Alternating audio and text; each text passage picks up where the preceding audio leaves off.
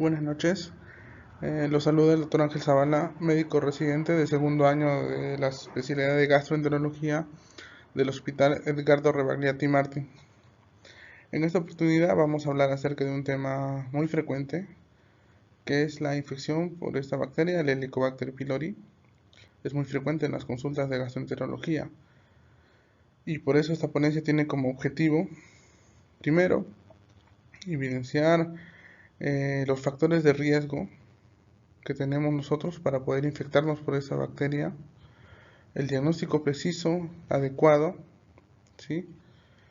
Y un posible manejo oportuno y asertivo y efectivo también para poder erradicar esta bacteria y no pueda prolongarse la infección portal y producir consecuencias muy graves como por ejemplo una neoplasia.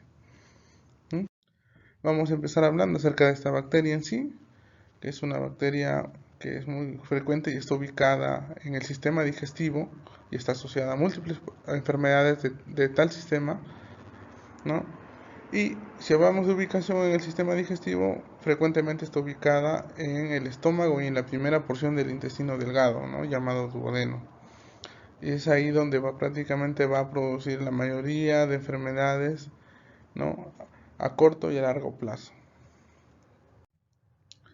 Ahora, si hablamos desde el principio que es una enfermedad frecuente, nos ubicamos en este cuadro donde vemos que es muy frecuente en diferentes países a nivel mundial, ¿no? Pero comparando unos con otros va a ser más frecuente en algunos, como por ejemplo en países asiáticos, europeos, más que todo también en países africanos y dentro de nuestro continente más frecuente, por ejemplo, en Brasil, Argentina, en Perú en menor cantidad, pero en estos últimos años, en los últimos estudios, hemos visto que la prevalencia por la infección, ¿no? de esta bacteria ha aumentado, o sea, ha aumentado los casos y la frecuencia de personas que se han infectado por esta bacteria. Es por eso que los últimos reportes mencionan que aproximadamente más del 50% de la población a nivel mundial están infectadas o tienen algún tipo de enfermedad producida por el Helicobacter pylori, ¿no? Y también podemos mencionar que no solamente más de la mitad de la población mundial está infectada por esta bacteria, sino también que esta infección se adquiere en edades tempranas, ¿no? En la niñez. Y es mucho más frecuente en varones que en mujeres. Ahora bien, hablar de la infección, ¿no? o adquirir la infección por esta bacteria es hablar de factores de riesgo, ¿no? Y la mayoría de reportes mencionan que uno de esos factores de riesgo es prácticamente estar o vivir en los países en vías de desarrollo, en comparación de los países desarrollados como por ejemplo países europeos o Estados Unidos, ¿no? ¿Y por qué lo es? Por algunos puntos importantes, como por ejemplo, menciona las condiciones de hacinamiento, que quiere decir que es donde las personas viven en mayor cantidad y en espacios pequeños, espacios no ventilados, espacios donde las personas comparten muchas cosas y en espacios donde, por ejemplo, personas que tienen la infección por esta bacteria pueden contagiar directa o indirectamente a otras, ¿no? Que están contiguas a ellas, ¿no? O que viven con ellas.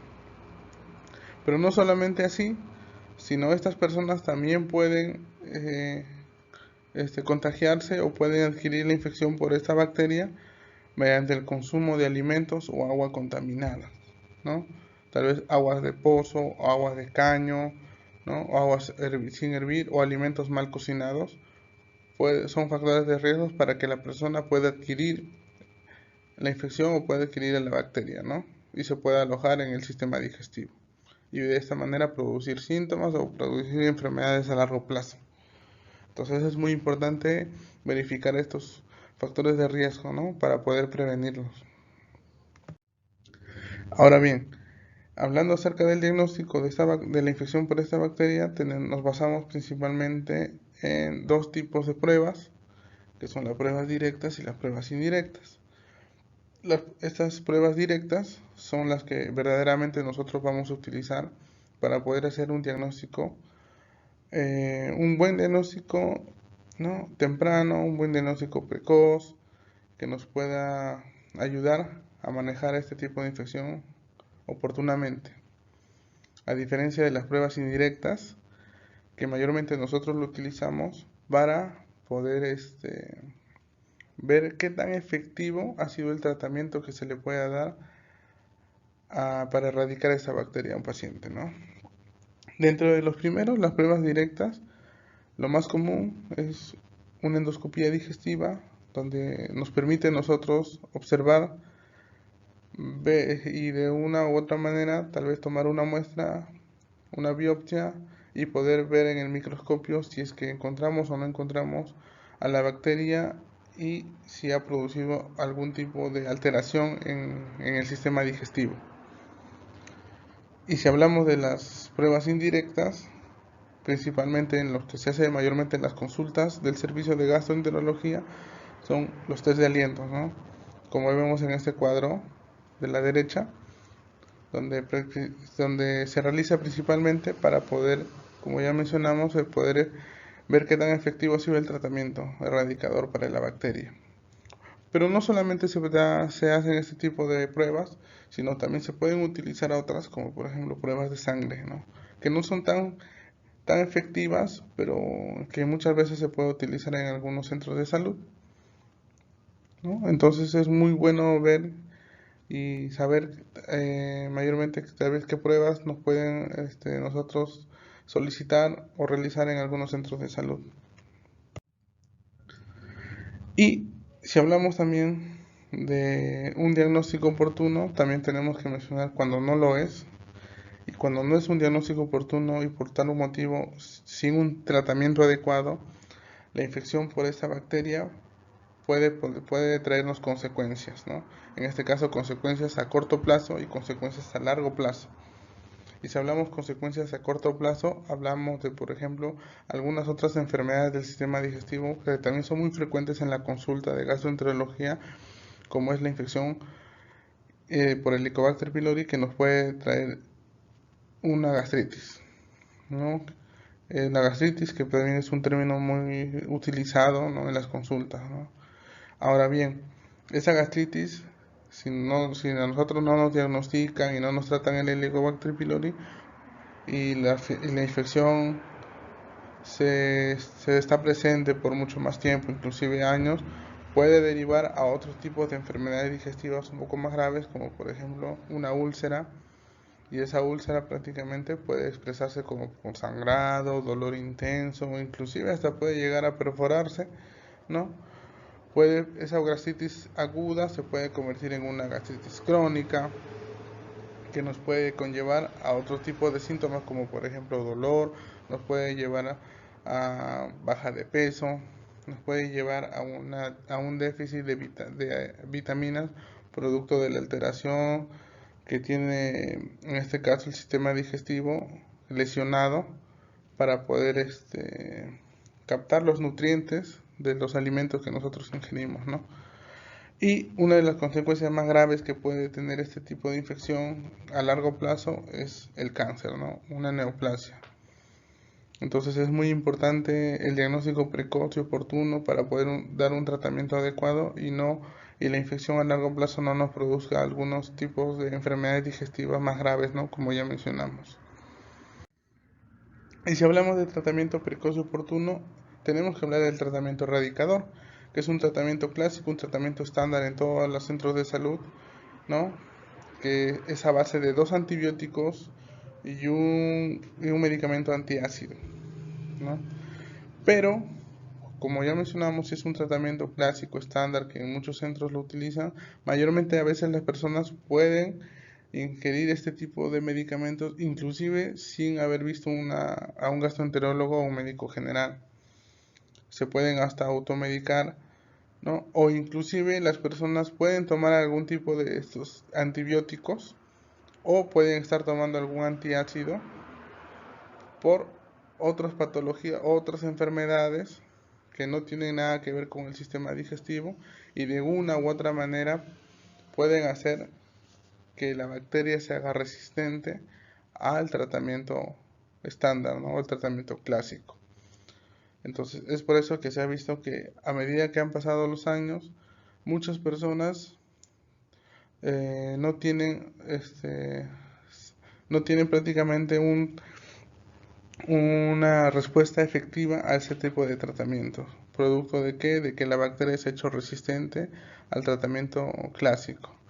Entonces, en estos casos, se tendría que utilizar un tratamiento más actualizado, un tratamiento con otro tipo de medicamentos, ¿no? Entonces es por eso y es muy importante que las personas acudan a una consulta con un gastroenterólogo. ¿Para qué? Primero, para que el especialista en este caso pueda hacer un diagnóstico adecuado, pueda dar un tratamiento con un tiempo adecuado, pueda prescribir o pueda solicitar una prueba indirecta para poder ver qué tan efectivo ha sido el tratamiento en un tiempo adecuado y si no lo ha sido, poder dar un tratamiento alternativo con otro tipo de medicamentos también por un tiempo adecuado, ¿no? Y no las personas se pueden automedicar y poco a poco tal vez poder hacer resistente más esta bacteria a los otros tipos de alternativas, ¿no? Que hoy por hoy también se están utilizando mucho. Entonces, a manera de conclusión y a manera de resumen, podemos decir que esta bacteria es una bacteria muy frecuente en el sistema digestivo, que está asociado a múltiples factores de riesgo, como ya mencionamos. Entonces es muy importante saber cuáles son esos factores de riesgo para que nosotros podamos prevenir una infección temprana por esta bacteria. Y si nosotros adquirimos la infección por esta bacteria, poder tener un diagnóstico precoz y oportuno mediante algunos síntomas clásicos que pueda producir, ¿no? Y si hacemos un diagnóstico precoz y oportuno, podamos hacer un tratamiento adecuado, ¿no? Y nosotros también saber cómo podemos saber qué tan efectivo ha sido el tratamiento, ¿sí? Para poder también mencionarlo o si tenemos algún tipo de familiar que pueda tener algún tipo de padecimiento, ¿no? Por esta infección. Y por si acaso también lo tenemos, es muy importante mencionarle que tiene que ir a consulta con un especialista, ¿no? Para que en este caso pueda hacerle o prescribirle medicamentos adecuados con un tiempo adecuado y no tener prácticamente consecuencias graves como resistencia a este tipo de fármacos o la automedicación, ¿no? Que últimamente se está viendo muchísimo en nuestro país por lo menos. Espero que les haya servido la charla y bueno, las conclusiones también sean adecuadas, ¿no? Muchísimas gracias.